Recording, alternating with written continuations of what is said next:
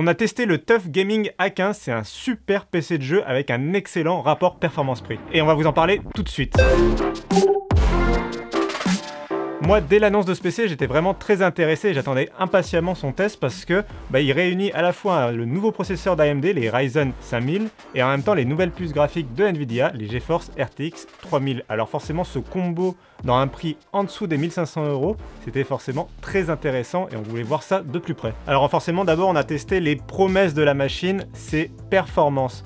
Et là, franchement, on n'a pas été déçus du tout. Que ce soit au niveau du processeur ou de la carte graphique Nvidia, on a vraiment quelque chose de très performant qui va être capable de faire tourner tous les jeux du moment dans des très bonnes qualités d'affichage. Par exemple, Red Dead Redemption 2, l'open world ultra beau et sophistiqué de Rockstar Games, il tourne à 70 images par seconde en moyenne sur le benchmark qui est intégré au jeu, et ça avec une qualité d'affichage en ultra, avec la définition d'affichage de l'écran qui est du Full HD, et ça franchement à 70 images par seconde, c'est vraiment une excellente moyenne, ça va assurer une bonne fluidité en jeu, malgré des détails et des graphismes somptueux. Mais même s'il est très gourmand, Red Dead Redemption 2, il n'utilise pas d'effet de ray tracing, alors on a voulu tester avec un autre jeu qui justement met à profit ces usages-là, ces technologies-là, et on a testé Watch Dogs Legion d'Ubisoft, c'est un jeu très récent, qui est à la fois gourmand graphiquement et qui en plus utilise les effets de ray tracing. Et donc forcément avec du ray tracing, les performances sont un peu moindres que sur Red Dead Redemption 2, là on atteint les 53 images par seconde en moyenne,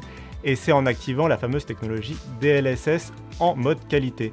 Donc ça va permettre quand même, grâce à cette technologie, d'avoir un bon framerate moyen, 53 images par seconde, ça reste tout à fait raisonnable, et on a quand même le droit au graphisme en qualité ultra, avec en plus les effets de ray tracing qui sont vraiment assez magnifiques dans ce jeu. Pour atteindre ces excellentes performances pour un PC portable qui sont assez proche finalement d'une RTX 3060 sur un PC de bureau qui a plus de place pour respirer et donc forcément qui peut un peu pousser les performances plus loin, et ce PC il intègre plusieurs technologies de Nvidia comme le Dynamic Boost 2.0 ou le Whisper Mode 2.0, et ces technologies permettent en fait de donner plus d'énergie à la puce graphique de Nvidia et donc lui donner plus de jus pour pouvoir justement en tirer plus de performance.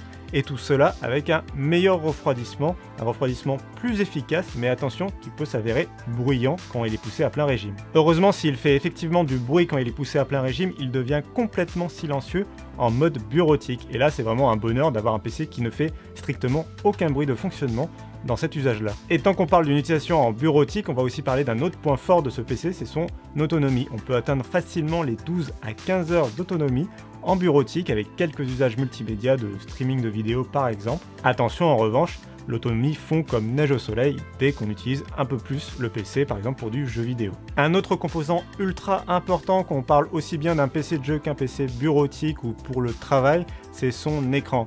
Et sur ce critère, Asus a clairement fait le choix de privilégier les joueurs. En effet, on a un écran de 15,6 pouces en Full HD seulement, mais avec un taux de rafraîchissement à 240 Hz qui va permettre vraiment une excellente fluidité dans les jeux vidéo. Cerise sur le gâteau, l'écran est plutôt bien calibré, même si du Full HD avec un affichage sRGB, c'est somme toute assez classique et ça ne convaincra pas trop les créateurs de contenu qui vont plutôt privilégier des écrans en DCI-P3 qui affichent plus de couleurs avec une meilleure fidélité. Mais pour atteindre ce tarif de 1500 €, qui est un tarif vraiment très compétitif pour un PC aussi performant, Asus a bien dû faire des compromis et c'est plutôt sur le design que la marque les a fait. On a en effet un PC qui est certes recouvert d'un capot en aluminium plutôt sobre, mais tout le reste du châssis est complètement en plastique et c'est franchement un plastique un peu cheap, on va pas se le cacher. En revanche, plutôt une bonne idée des designers d'Asus, le repose-poignet au niveau du clavier ne prend vraiment pas les traces de doigts, même s'il est du plastique, c'est du plastique de plutôt bonne qualité sur cet élément-là. Toujours concernant le design, mais au niveau de la connectique de la machine,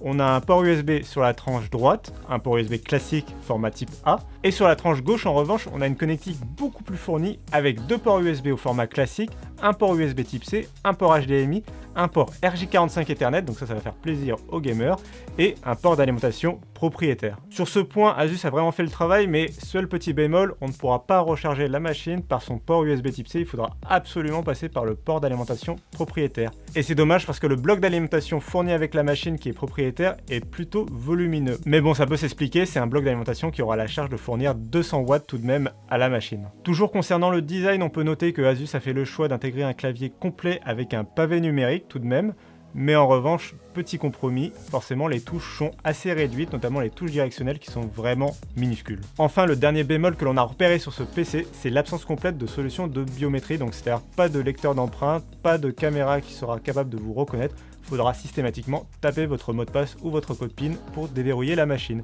C'est un peu dommage. Au final, ce TUF Gaming A15, il me fait penser un peu à ce que Xiaomi propose dans les smartphones. On a un PC qui est ultra performant avec une très bonne autonomie et pas trop de compromis. Il y en a quelques-uns, mais les défauts sont jamais des gros points faibles de la machine. On a par exemple la question du design. Certes, il y a du plastique, mais on a quand même quelques bonnes idées sur le design. On n'a jamais de gros éléments points noirs qui viendraient freiner notre décision d'achat. On a vraiment un PC de jeu que l'on va pouvoir recommander facilement à moins de 1500 €. C'est un peu un de nos coups de cœur de ce début d'année chez Frandroid.